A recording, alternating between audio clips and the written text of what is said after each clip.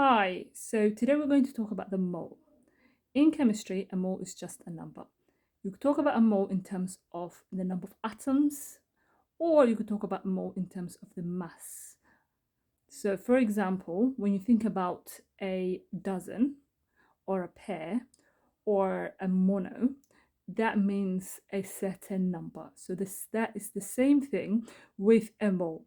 A mole, 1 mole of any substance is the same number of atoms. So that is the Avogadro's constant, 6.02 times 10 to the power 23.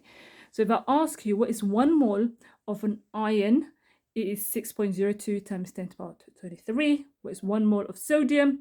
That's also 6.02 times 10 to the power 23. However, the mass of that 1 mole, although they have the same number of atoms, the mass is going to be different. The mass of 1 mole of any substance is going to be the relative atomic mass of that substance. That is the big number in the periodic table.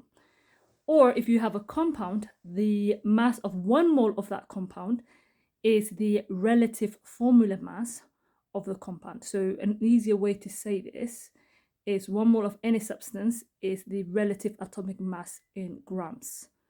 So for example, 1 mole of iron is going to weigh 56 grams, while 1 mole of sulfur is going to weigh 32 grams, and 1 mole of sodium is going to weigh 23 grams. So those are the big numbers in the periodic table for each one of them, the relative atomic mass. They have the same number of atoms, but different masses, right? Oh, and also I said the Avogadro's constant is 6.02 times 10 to the power 23. That's the number of atoms in